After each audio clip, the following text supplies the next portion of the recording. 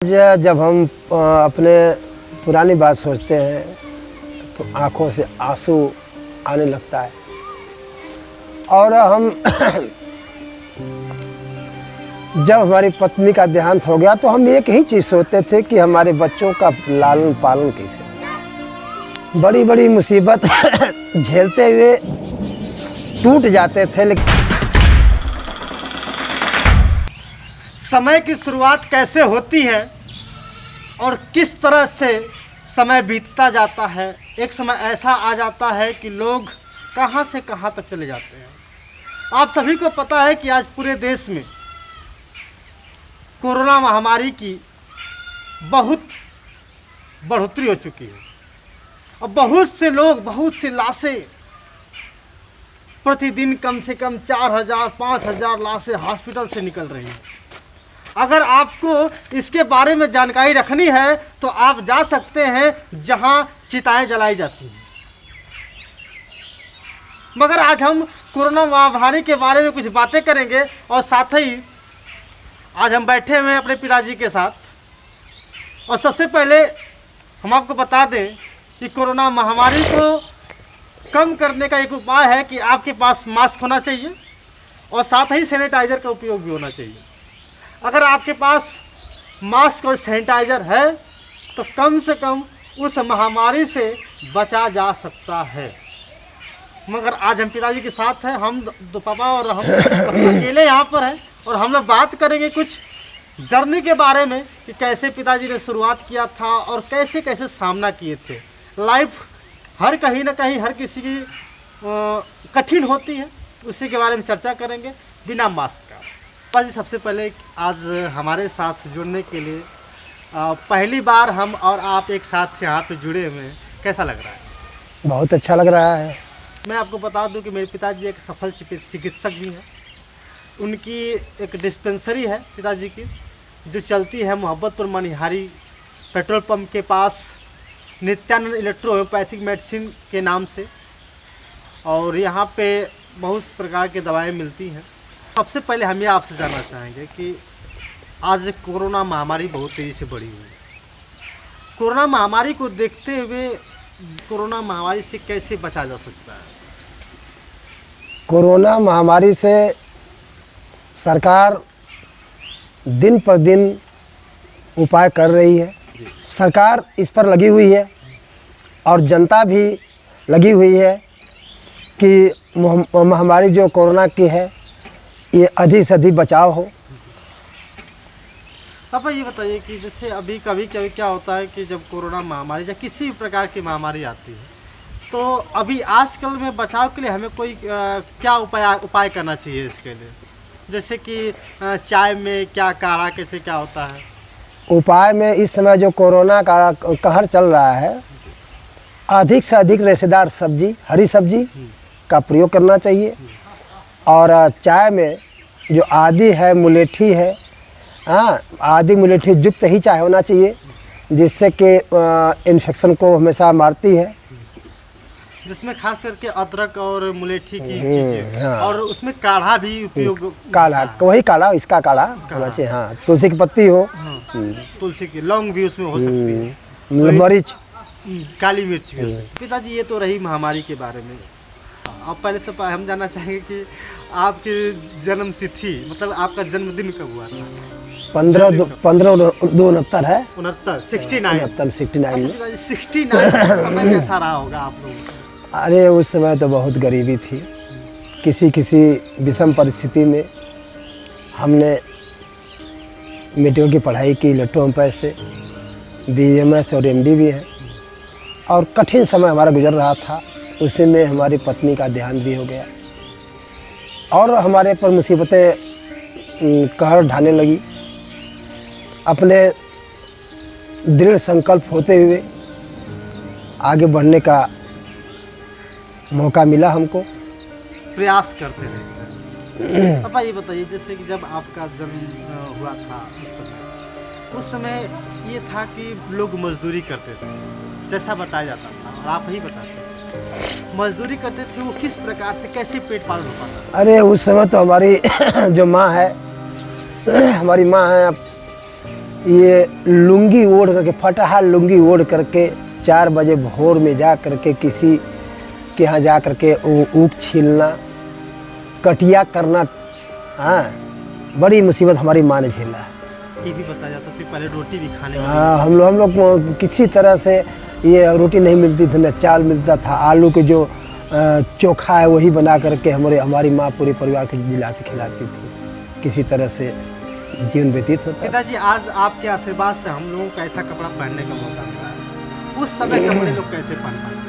अरे आज तो बिना प्रेस का कपड़ा नहीं पहन पाते हैं लोग। उस समय तो बिना प्रेस का, प्रेस कहाँ, पैंट शर्ट सिलाने भर मौका नहीं था। किसी तरह से पैजामा मिल जाता था और एक जंघिया मिल जाती थी और शर्ट, हाँ, हल्का फुल्का शर्ट मिल जाता था और ये चड्ढी उड्ढी नहीं मिलती थी।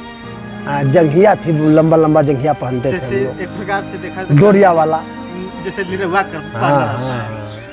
एक बात और पिताजी की हमारी दादी जी बताती हैं कि जब आप पढ़ाई करने जाते थे तो खूब मारती थी दादी। माता जी हमें बहुत मारती थी। माता जी कहीं जाती थी घास उस करने, कटिया करने, तो हम गोली ज़्यादा खेलते थे। अच्छा, गोली खेलते। हाँ, अब माता जी कहती थी कि ये काम कर लेना, और जब माता जी आते तो हम काम किए नहीं रहते थे।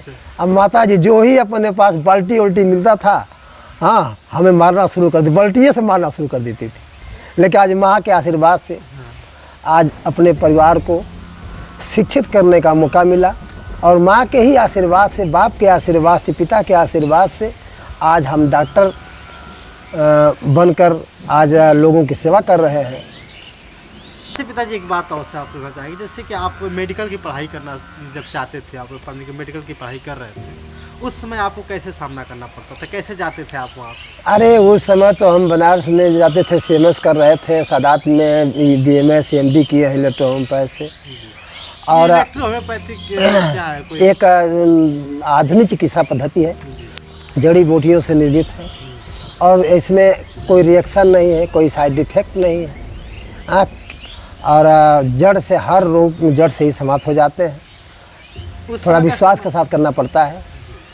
उस समय का समय था कि गाड़ी तो चलती नहीं रही होगी आप, तो कैसे हम तो साइकिल से जाते थे। साइकिल से पूरा 7 बजे से 6 बजे से 7 बजे क्लास था।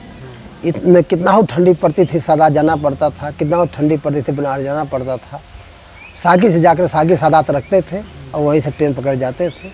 फिर ऐसा पल बताइए जब कभी आप गए हो, ट्रेन बता रहे ट्रेन से जाते थे, तो ऐसा समय है कि आप उस समय भूखे रहे हों और ट्रेन छूटने का गार पड़ी हो, ऐसा कभी ऐसा मुसीबत? एक बार हमारी परीक्षा थी बनारस में और जब वहीं हम सादात स्टेशन पर पहुँचे, मात्र 2 मिनट में गाड़ी खुल गई और इधर हमारा जो मालूम हुआ कि हमारा हार्ट अटैक कर जाएगा, इसलिए कि परीक्षा थी। और जो उसमें जो पीछे गार्ड रहते हैं, हमने गार्ड से बहुत निवेदन किया कि दौड़ते हुए निवेदन किया कि सर गाड़ी रोक लीजिए, हमारी परीक्षा है सर। गार्ड भी हमारी मदद किए, गाड़ी रुकी, इसके बाद बनारस जाकर परीक्षा दी। अच्छा दोस्तों, हम 3 भाई हैं और मैं बड़ा हूँ जिसमें, और पिताजी ही बताएंगे सब। आज हमने एक चीज़ चुना कि जब हम शिक्षित होकर के डॉक्टर बन सकते हैं तो हमारे बच्चे भी कुछ नहीं तो इंजीनियर की डिग्री ना हम पढ़ा पाते हैं तो कम से कम डिप्लोमा ही पढ़ा लें, जूनियर इंजीनियर तो बना लें। हमारा एक सपना था कि हमारे बच्चे पॉलिटेक्निक करके जूनियर इंजीनियर तो हो जाएंगे, नौकरी पर। और आज वही है कि बच्चा मेडिकल में, रेलवे लोको पायलट में मेडिकल हो गया है, सब कुछ हो गया है।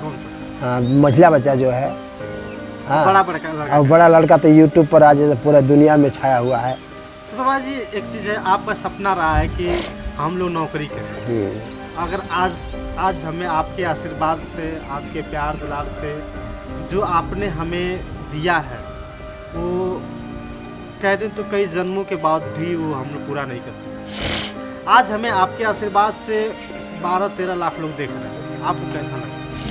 आज तो पूरा हम जब यूट्यूब पर आपने जब शुरू किया था तो हम लोग बहुत दुखी थे कि ये क्या, कि यूट्यूब क्या होता है। आज जब देश दुनिया में नाम हो रहा है, पेमेंट भी आ रहा है और बहुत बड़ी खुशियाँ मिल रही हैं कि अधिक से अधिक इस यूट्यूब पर काम किया जाए कि आने वाले भविष्य का उज्जवल हो दोस्तों मैं आपको बता दूं कि अभी पिताजी जब बात कर रहे थे एक बात बताया है कि मेरी पत्नी का स्वर्गवास हो, मतलब मेरी माँ का। आपको बता दें कि उस समय हमें याद नहीं, हम बचपन में रहे हैं। थोड़ा सा पापा से हम जानना चाहेंगे, पापा जब मेरी माँ का देहांत हुआ था उस समय आपके साथ कोई ऐसा लगा कि नहीं हम लोग आप जिला पाएंगे, नहीं हम लोगों को जिला पाएंगे? उस समय हमारे बच्चों की उम्र, दोनों बच्चों की उम्र वही 1-2 साल के करीब रही होगी, और हमें नहीं लगता था कि हम अपने बच्चों को जिला पाएंगे, बच्चों को इतना शिक्षा दिला पाएंगे। आज जो हमारे दूसरी पत्नी आई, उसके सहयोग से बहुत बड़ा योगदान रहा है बच्चों को शिक्षा दिलाने में। उनके अथक प्रयास से हमारे साथ मिलकर के काम की, आज वही बच्चे हमारे शिक्षित हैं। दोस्तों माँ तो माँ ही होती है, चाहे दूसरी हो या पहली। ज़िंदगी में अगर आपको जिससे एक कहते हैं ना कि ज़िंदगी में कुछ ऐसी माएँ होती हैं, एक जन्म देने वाली और एक पालने वाली। अब पालने का काम जिस माँ ने किया है उसका उनका कर्ज हम क्या कहें, उनका कर्ज तो लाखों जन्म अगर मिल जाए तो नहीं हम चुका सकते। और मैं बार बार प्रार्थना करता हूँ भगवान से कि अब मुझे जन्म मिले तो इन्हीं पिताजी के और मेरी माँ जो आई हुई हैं, जो मेरी दूसरी माँ है, उनके माँ के कोख से पैदा हो। क्योंकि जितना इन्होंने हमें प्यार दिया है, जितना हो सका है हमारे लिए, उतना करने की कोशिश की है। और आज अगर आप हमें लोग देख रहे हैं तो पापा का और मम्मी का ही आशीर्वाद है, पापा का ही मेहनत, मम्मी का ही मेहनत है कि आज हमें आप लोग देख पाते हैं। हमारे अंदर जुनून पैदा होता है तो पापा को देख करके, क्योंकि उस मुसीबत घड़ी से निकल पाने में जो कामयाबी हासिल की है इन्होंने। पिताजी ये बताइए कि जब कभी ऐसा आया समय आया कि नहीं आप टूटने पर रह गए कि अब मुझे नहीं जीना चाहिए, कभी ऐसा फील हुआ आपको लाइफ में? आज जब हम अपने पुरानी बात सोचते हैं तो आँखों से आंसू आने लगता है। और हम जब हमारी पत्नी का देहांत हो गया तो हम एक ही चीज़ सोचते थे कि हमारे बच्चों का लालन पालन कैसे होगा, बच्चे हमारे कहाँ जाएंगे, क्योंकि हम घर रहेंगे नहीं, बच्चे अकेले रहेंगे। और मैं सभी लोगों से आशा करता हूँ कि जो हमारी पत्नी ने बच्चों का भार उठा लिया, और जिसको भी माँ मिले तो हमारे बच्चे की माँ जैसे ही माँ मिले। पापा जब कभी आपका मनोबल टूटता रहा है तो आप क्या करते हैं? जब मनोबल आपका टूटता है कि अब जैसे कहते हैं ना कि कभी कभी धैर्य खो देते हैं, जैसे हम ही लोग हैं, आप लोग भी जानते होंगे कि जब कोई काम कर रहे होते हैं उस समय मनोबल आपका टूटता है तो कहीं ना कहीं आदमी सोचता है कि अब मुझे कुछ ये नहीं करना चाहिए, तो उस समय आप अपने मनोबल को कैसे बढ़ाते थे? बड़ी बड़ी मुसीबत झेलते हुए टूट जाते थे, लेकिन टूटने के बाद भी हमें डॉक्टर भीमराव अम्बेडकर की एक बात याद आई। बाबा साहब ने कहा था, टूट जाओ, मुसीबत में पड़ जाओ, लेकिन संघर्ष करते रहो। संघर्ष करने से एक दिन न एक दिन सफल होगे। बाबा साहब के विचार को देख करके हमने अपने को मुसीबत में होते हुए भी दृढ़ संकल्प किया। आज भी इस पोजीशन में है, कितना हो मुसीबत है तभी झेल लेते हैं। मतलब यही है कि दोस्तों आपको बता दें, पापा ने कहा है कि बाबा साहब डॉक्टर भीमराव अम्बेडकर जी ने कहा था, कितने भी मुसीबत हो संघर्ष करते रहो। पिताजी अब हम लोगों से आशा क्या करते हैं? हम अपने बच्चों से यही आशा करते हैं कि हमारे जो 3 बच्चे हैं, एक बच्ची है, चारों बच्चे शिक्षित हमारे हैं, जहाँ भी रहें समाज हित में काम करें और सभी लोगों से मेल मिलाप बना कर रहें। जब मेल मिलाप बना कर रहेंगे तो उनका हर जगह सम्मान होगा, सम्मान करेंगे सम्मान होगा। पापा आखिरी सवाल आपसे है कि बहुत से लड़के हैं, लड़कियां हैं जो हमारे यूट्यूब को चैनल हमारे वीडियो को देखती हैं और वो अभी शुरुआत करना चाहती हैं, और शुरुआत करने के साथ साथ उनको डर लगता है कि उनकी फैमिली वाले क्या बोलेंगे, क्या कहेंगे, तो उनको आप क्या सजेशन देना चाहेंगे? हम तो जो बच्चे और बच्चियां जो लोग यूट्यूब पर काम करना चाहेंगे, मैं तो उनसे निवेदन करूंगा, अपील करूंगा कि आप अगर करना चाहते हैं, यूट्यूब पर चलना चाहते हैं, तो अधिक से अधिक काम कीजिए, एक दिन सफलता मिलेगी। तो कहीं आ रहा है चुनाव, मदद चल ही रहा है चुनाव, तो बस चुनाव के बारे में अभी चर्चा हम करेंगे कि अभी त्रिस्तरीय ग्राम पंचायती और जिला पंचायती सदस्य का जो चुनाव चल रहा है, अभी देख रहे हैं कि एक एक गांव में 5-10 प्रत्याशी लड़ रहे हैं। कैसे कर इसको देखा जाए, कैसा समझा जाए? सबसे ज़रूरी यह है कि किसी भी समाज में प्रत्याशी कम हो। जब कम प्रत्याशी रहेंगे तो जितने भी मतदाता हैं आराम से वोट कर लेंगे, और बहुत ज़्यादा जब भीड़ हो जाएगी तो समाज का नुकसान होता है। और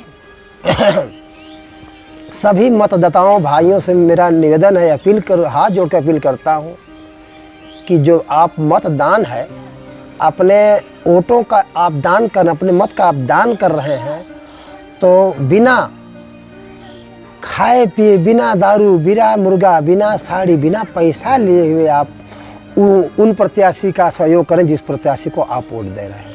बहुत बहुत धन्यवाद दोस्तों। आप देख रहे हैं सत्या एक्सप्रेस, एक प्रतिभाओं के खोज में हो सकता है।